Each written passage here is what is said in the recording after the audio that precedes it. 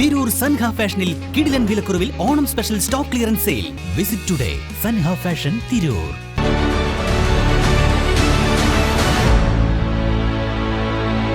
നമസ്കാരം, Vettan news on ടൈമിലേക്ക് സ്വാഗതം. കല്യാണം ഇനി വേറെ level. Basid wedding mall, Basid arcade, Poonkottukulam, Tirur. Thrissur മാളയിൽ ആംബുലൻസിൽ സെൽഫി എടുത്ത സംഭവത്തിൽ പ്രതികരണവുമായി ആംബുലൻസ് ഓണേഴ്സ് ഡ്രൈവേഴ്സ് അസോസിയേഷൻ സംസ്ഥാന കമ്മിറ്റി അംഗം മുസ്തഫ തിരൂർ രംഗത്ത്.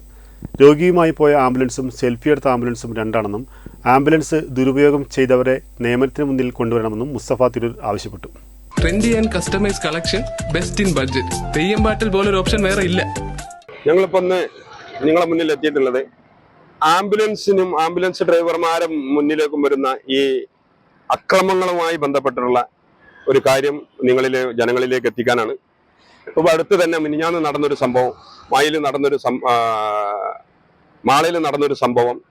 ആംബുലൻസിന്റെ നേരെ അക്രമികൾ ആംബുലൻസിനെ അടിക്കുകയും കല്ലെറിയുകയും ചെയ്യുന്നത്. ഇപ്പൊ അതിന്റെ മാധ്യമങ്ങൾ മറ്റൊരു രീതിയിലേക്ക് വളച്ചുകൊണ്ട് ഒരു റിപ്പോർട്ട് വന്നിട്ടുണ്ട്, അതിലൊരു സെൽഫി എടുക്കുന്നതൊക്കെ.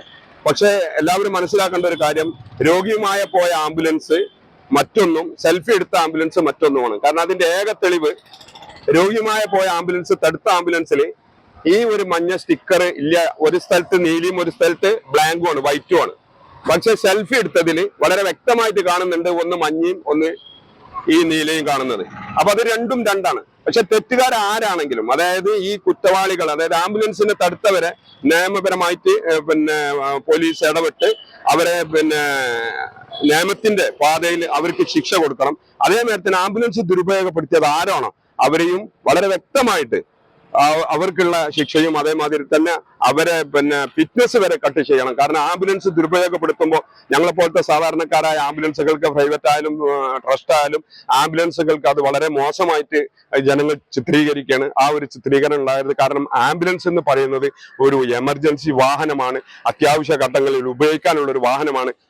അതിന് ജനങ്ങളിൽ നിന്നും, ജനങ്ങളിൽ ഭാഗത്തുനിന്നും, വാഹനം ഓടിക്കുന്ന ഡ്രൈവറുടെ ഭാഗത്തുനിന്നും വളരെ റെസ്പെക്ട് കിട്ടേണ്ട ഒരു മേഖലയാണ് ഈ ആംബുലൻസ്. അപ്പൊ അത് ആര് ദുരുപയോഗപ്പെടുത്തിയാലും അതിന് അധികാരികൾ കണ്ടെത്തി അവരെ ഫിറ്റ്നസ് കട്ട് ചെയ്യുക, അവരെ അതിലെ ആരായിരുന്നു ഡ്രൈവറെ ലൈസൻസ് കട്ട് ചെയ്യുക.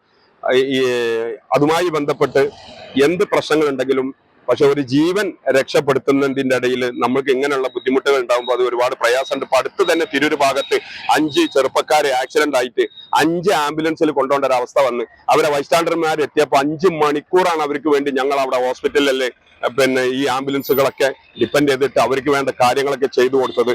അപ്പോൾ എല്ലാവരും മനസ്സിലാക്കേണ്ട ഒരു കാര്യം, ആംബുലൻസിൽ കയറുമ്പോ നമ്മളെ വേണ്ടപ്പെട്ടവരെ നമ്മൾ കൊണ്ടുപോകുമ്പോഴാണ് നമുക്ക് ഈ ആംബുലൻസ് എന്താണെന്നും അതിന്റെ എമർജൻസി എന്താണെന്നും മനസ്സിലാക്കുന്നത്. അപ്പൊ അതുകൊണ്ട് ജനങ്ങളിലെ ആംബുലൻസുമായുള്ള ബോധവൽക്കരണം ഒന്നും കൂടി മെച്ചപ്പെടുത്തുക. ഇപ്പോൾ വളർന്നു വരുന്ന സമൂഹത്തിനും അതേമാതിരി തന്നെ റോഡിന്റെ അരുവ് കൂടി റോഡും ഒക്കെ മുറിച്ച് കടക്കുമ്പോൾ ഒരു ആംബുലൻസ് വരുമ്പോൾ അതൊരു എമർജൻസി ആയിരിക്കും. ഒരു സെക്കൻഡ് നമ്മൾ നിർത്തണം, അല്ലെങ്കിൽ ഒന്ന് നിൽക്കണം, ആ ആംബുലൻസ് മാറി കൊടുക്കാനോ അല്ലെങ്കിൽ അത് പോകാനുള്ള ഒരു അവസരം ഉണ്ടാക്കി കൊടുക്കണമെന്ന് ജനങ്ങളിലേക്ക് ഒരു ബോധവൽക്കരണം എത്തിക്കണം എന്നാണ് ambulance owners and drivers association സംഘടന എന്ന സ്റ്റേറ്റ് മെമ്പർ എന്ന നിലയിൽ എനിക്ക് പറയാനുള്ളത്.